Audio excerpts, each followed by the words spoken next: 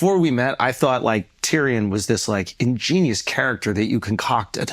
And then we hung out one night and partied. And I was like, I don't even know if he's acting. Like, this guy's fucking getting after it, dude. Like, what happened? I almost want to read the book and see if like you just made him you. No, it wasn't me. Dave and Dan are writers. Yeah. They're so good. They're so good. Yeah, I haven't watched House of Dragon because I feel like I don't know. I just spent so many years doing that show. Yeah, it's a little close. I'm watching other things now, and maybe one day. But I will say it is wild. It's not. I miss that show, but it's like I miss the life of it more because it's 9 years, and you know, it's just such a thing. It's such a big chunk of your life, which is rare. I will say the difference is like, because I'm obviously a huge fan of Game of Thrones, and I've been a fan of House of Dragons. Is I think what some Hollywood execs thought is the reason people like Game of Thrones is the dragons. No. And I don't think they realized that it was like exquisite writing. Yeah. And Best. it was... You hear it. It's like I love Breaking Bad because those guys were so good, but you hear that crispy, like Vince Gilligan writing. You're like, this is how people talk, but it's so elevated. dense. Yeah, it's Every sentence You know, has weight. yeah. And it's not just like, it's not like you read some scripts and you're like, there's so many scenes where it's just somebody asks a question, somebody answers it. And it's just so sort of dead. Meaningless, yeah. It's just, that's not how people talk. Yeah. It's, Wait, what do you mean by that? It's not how people talk. No, we're not supposed to ask, you know, it's not how people talk in life. Yeah. They talk over each other. They do fits and spurts of poetry and like they forget their train of thought. And Yeah. it's a really, So sometimes dialogue great writers know that. Yeah, and then It's fucking hard. Yeah.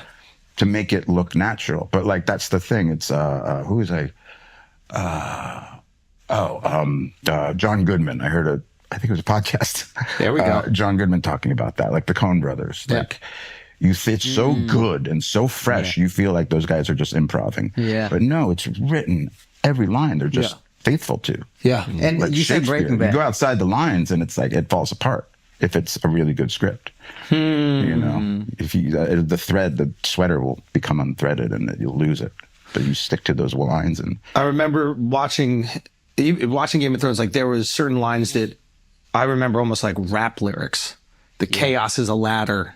I drink and I know things. Or a t-shirt. Like, but they become t-shirts, which obviously we're going to commodify everything. This is like America. So yes, they haven't thought of that before. Yeah. But it's so impactful, like, okay, this is it.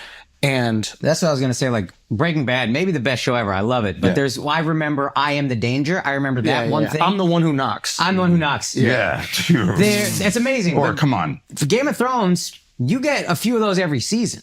Like a few of those, Chaos is the Ladder, like you said, these things, holy shit, that's going to stick with me. Saul Goodman? Yeah. I fancy myself a little smart, but I was like, oh, God. Why didn't I put that together? I didn't pick that up. Yeah, that is perfection. When the idea of playing the role comes up, do you not even care that it's fantasy? Are you just looking at it? Were you familiar with the books? Genre has nothing to do with it. Nothing to do with it. Sadly, though, sometimes genre, I don't know. I mean, I was raised in the 80s where it was like before Lord of the Rings, you had like just like B movies. The fantasy was like B movies. Yeah. Like Beastmaster and like they weren't, because they're so expensive to make. It's hard to, to make it look good. Yeah. No fault of any filmmaker. We're struggling to make those things. But, then I guess probably I fell in love with sci-fi because of Star Wars and Blade Runner and the ones that were done really well. Yeah. But fantasy was always sort of like, really? Yeah.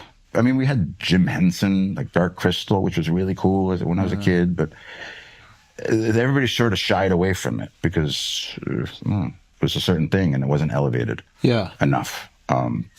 So Star Wars... And they were worried. HBO was really worried about Game of Thrones. Yeah. They were like... There was a few people who really believed in it, and Dave and Dan especially in their writing, but because of that, I think they were just like, dragons? What? We do like The Wire and Sopranos, Mafia. That's so not what... But it was the Mafia.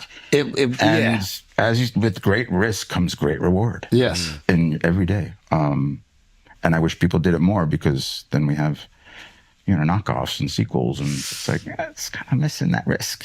So that you think that's what's happening right now with film? Yeah. Oh my God. There's a concern about risk. Yes, but I think being inundated by all these remakes and stuff that are sort of flopping at the box office, they just are like, but aren't you learning a lesson because of that? Nope. It's really hard, and I wouldn't begin to know how to run a studio, but I think you've already spent some money developing these scripts. We're already at the gate. Just unlatch the gate and let us run. And if we mess up, we mess up, but we might not, and it might be great. Yeah. But I just don't understand, that reasoning. I was talking to a guy and who's in the business, and he was saying that the studio model is there's a guy who works there who might be in love with film. Like he truly might love it, and that's why he ended up getting the job. But his job is to put out 8 movies a year. Right. That's the job. Like a quota. A quota of movies. And whenever you have a quota, like if you're a cop with a quota, you're going to arrest some, Yeah. Wait, why did you point it out? What? White part, not the I was little pointing white part. I was pointing. Yeah. This guy, I wasn't pointing at. Yeah. We should be go on the dating game. Remember that? Bachelor number 1. Yeah, we put it all right here on this couch. How long do you spend washing your hair? 5 minutes. 3 hours. 3 hours. We really should. We should just go out tonight, the 3 of us. Yeah, let's do it. Just see what happens. Yeah. Because we're going to attract 3 very different types of people. Were girls married. I don't even know that. Were girls just throwing it at you like crazy? No. When? Come on, when? Game of Thrones? When you're the most Girls. favorite. I'm out of here. Come on. There had to be something. Game of Thrones, even if you're married, whatever, it must present itself. No, the I opportunity. thank Just God, the presentations. Thank not- God sort of already had kids when Thrones was hitting. And shout out to your wife, incredibly talented, amazing lovely lady. writer, director. But back to the girls throwing it at you. So that you would reject. It's a weird thing because when fame comes a little later, you're just like, okay, great, it's happening, but then you're sort of know how to navigate it better. But I'm the personality which probably should have had more fun when I was younger. But the young people who are getting people, like, all right, let's say men who are famous at a young age who are having the opposite sex or the same sex throwing themselves at them.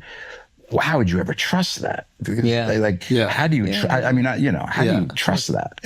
You're not falling for me. You're falling for this idea of, I'm not that. Right. So it's very and I'm sure a lot of young people can speak much more eloquently than I can about it because they're living through it as we speak.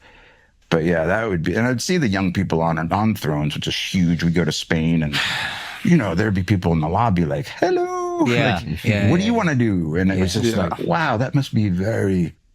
I wonder if you start to it was like being a heavy metal musician in the 80s. Right. Motley Crue. It was like our version of that. And what those guys must have just had experience. Sorry, if we can backtrack a little bit, you've probably spoken about this, but if you can indulge us. When you get the script for Game of Thrones, when you read Tyrion's character as the first season is being filmed, what are you thinking? Are you thinking like, this is what I've been waiting for? I've never really gotten a role like this. I'm sure you get a lot of bullshit roles and like stuff that you're like, this is the same fucking thing I always get. Then you get this guy, Tyrion, who's so complex, so smart, so layered. Yeah. Are you like, I get to flex now? And then are you like, this is going to be it? Yeah. First, no. Yes, I get to flex, but I'm sort of maybe cynical about if something feels that good. It's not going to work. It's not going to work. Nobody's going to buy this. In the first season, we didn't have any money, truly. I mean, it's all relative. We had some money.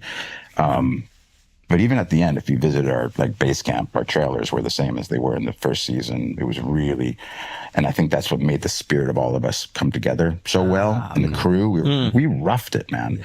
You really would never know. Our salaries got higher as it went along, but the conditions were kind of great, like an indie movie almost. I mean, the sets were extraordinary, and the costumes were extraordinary. That didn't feel indie, but the vibe did, and I think that's what really.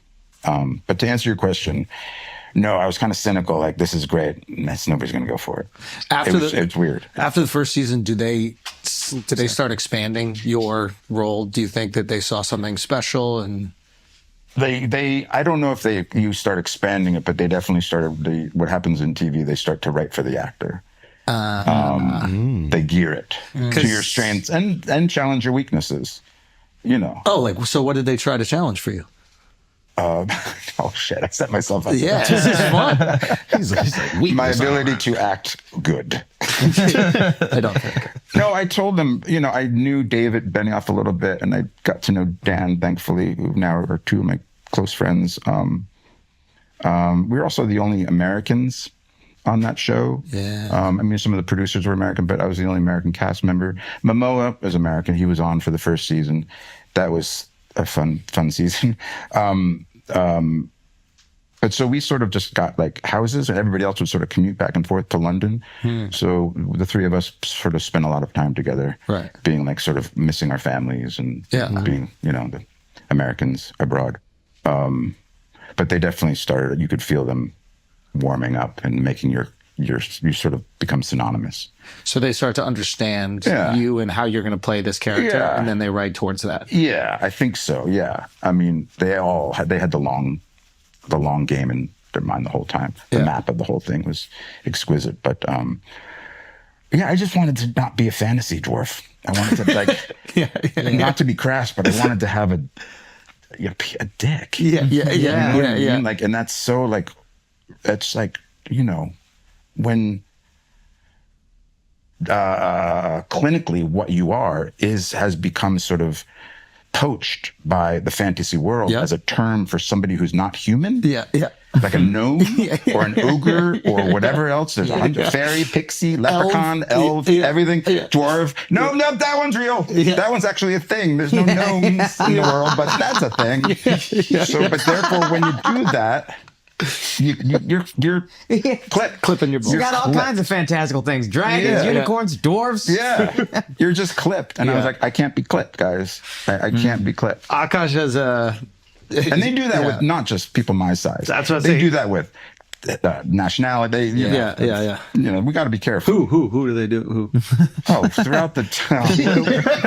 We're not talking about what we were talking about before. Every slave movie has black people in it for some fucking reason. Deal with that. When are we going to DEI that? Why slave owners? We would love it. Why slave owners always got to be white? What's that about? Disgusting. It's negative stereotypes, dude. Crazy stuff, man. Oh my God. Crazy stuff.